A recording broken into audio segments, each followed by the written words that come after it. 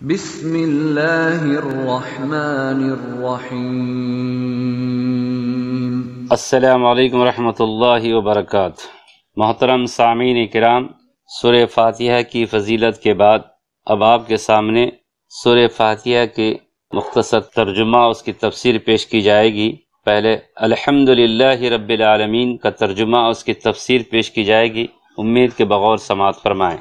اللہ تعالی فرماتا ہے الحمدللہ رب العالمین، سب تعریف اللہ تعالیٰ کے لیے ہے جو تمام جہانوں کا پالنے والا ہے۔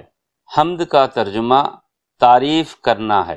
ابن جریر رحم اللہ لکھتے ہیں اللہ تعالیٰ نے اپنی تعریف خود بیان کر کے اپنے بندوں کو تعلیم دی ہے کہ اس کی تعریف بیان کرے۔ امام ابن قیم رحم اللہ نے اپنی کتاب میں لکھا ہے ہر اعلیٰ صفت پر، ہر اچھے نام، ہر عمدہ تعریف پر حمد و مدح کی جو کامل ترین اور دائمی ابدی شکل ہو سکتی ہے وہ سب اللہ تعالیٰ کے لیے ہے۔ اللہ تعالیٰ کی جتنی بھی صفتیں بیان کی جاتی ہیں، جتنے ناموں سے اس کو یاد کیا جاتا ہے، جو کچھ بھی اللہ کی بڑائی میں کہا جاتا ہے وہ سب اللہ کی تعریفیں ہیں۔ اللہ تعالیٰ ہر عیب سے پاک ہے، ساری تعریفیں اس کے لیے ہیں۔ مخلوق کا کوئی فرد اس کی تعریفوں کا شمار نہیں کر سکتا۔ محترم سامعین، بات صرف اتنی ہی نہیں کہ تعریف اللہ کے لیے ہے، بلکہ صحیح یہ ہے کہ تعریف اللہ ہی کے لیے ہے۔ یہ بات کہہ کر ایک بڑی حقیقت پر سے پردہ اٹھایا گیا ہے، اور وہ حقیقت ایسی ہے جس کی پہلی ہی ضرب سے مخلوق پرستی کی جڑ کٹ جاتی ہے۔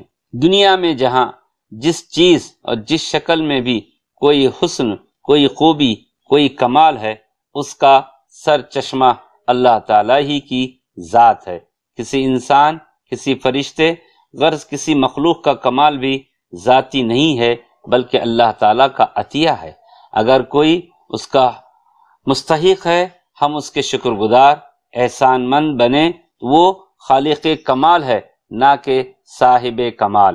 اسی طرح ابو جعفر ابن جریر رحم اللہ کہتے ہیں الحمدللہ کے معنی یہ ہیں کہ شکر صرف اللہ تعالیٰ کے لیے خاص ہے۔ اس کے سوا جن معبودوں کی عبادت کی جاتی ہے یا اس نے جو بھی مخلوق پیدا فرمائی ہے، ان میں سے کوئی بھی اس کا مستحق نہیں ہے۔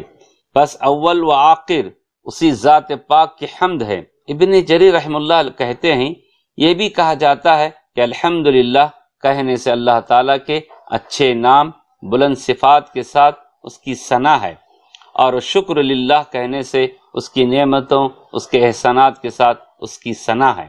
حمد کے بارے میں سلف کے اقوال یہ ہیں۔ حضرت ابن عباس رضی اللہ کی روایت بیان کی ہے کہ حضرت عمر نے فرمایا ہم سبحان اللہ اور لا الہ الا اللہ کو تو جانتے ہیں، لیکن الحمدللہ کا کیا مطلب ہے؟ حضرت علی رضی اللہ نے فرمایا ایک ایسا کلمہ ہے جسے اللہ تعالیٰ نے اپنے لیے پسند فرمایا ہے۔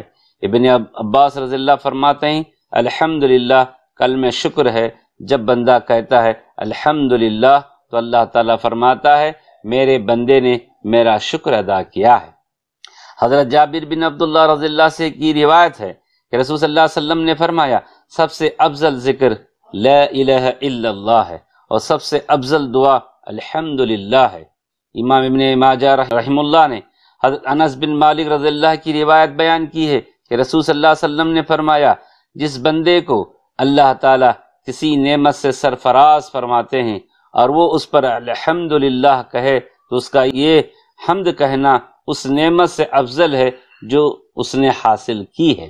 الحمدللہ میں الف لام استغراق کے لیے ہے، یعنی حمد کی تمام انواع و اقسام صرف اللہ تعالیٰ ہی کے لیے خاص ہیں، جیسا کہ اللہ تعالیٰ کا فرمان ہے سورہ سبا میں الحمدللہ الذی لہ ما فی السماوات وما فی الارض ولہ الحمد فی الآخرۃ وہو الحکیم الخبیر۔ تمام تعریفیں اس اللہ کے لیے سزاوار ہیں جس کی ملکیت میں وہ سب کچھ ہے جو آسمان اور زمین میں ہے۔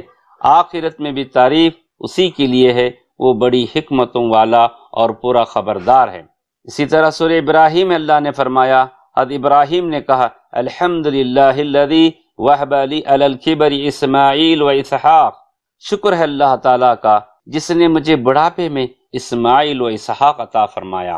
اسی طرح سورہ فاطر میں اللہ تعالیٰ کا فرمان ہے الحمدللہ الذی اذہب عنا الحزن ان ربنا لغفور شکور۔ اللہ تعالیٰ کا شکر ہے جس نے ہم سے غم دور کیا، بے شک ہمارا پروردگار بڑا بخشنے والا قدردان ہے۔ اللہ، یہ اللہ کا ذاتی نام ہے، اس کا استعمال کسی اور کے لیے جائز نہیں ہے۔ صحیح مسلم کی روایت ہے کہ الحمدللہ میزان کو بھر دیتا ہے، اور ایک حدیث میں آتا ہے کہ اللہ تعالیٰ اس بات کو پسند فرماتا ہے کہ ہر کھانے پر اور ہر پینے پر بندہ اللہ کی حمد کرے، رواہ مسلم۔ ربی، رب کا لفظ عربی زبان میں 3 معنوں میں استعمال کیا جاتا ہے۔ رب، ایک مالک و آقا کے لیے، دوسرا مربی و پرورش کرنے والا، نگہبان کرنے والا، تیسرا حاکم، مدبر، منتظم۔ اللہ تعالیٰ ان سب معنوں میں کائنات کا رب ہے۔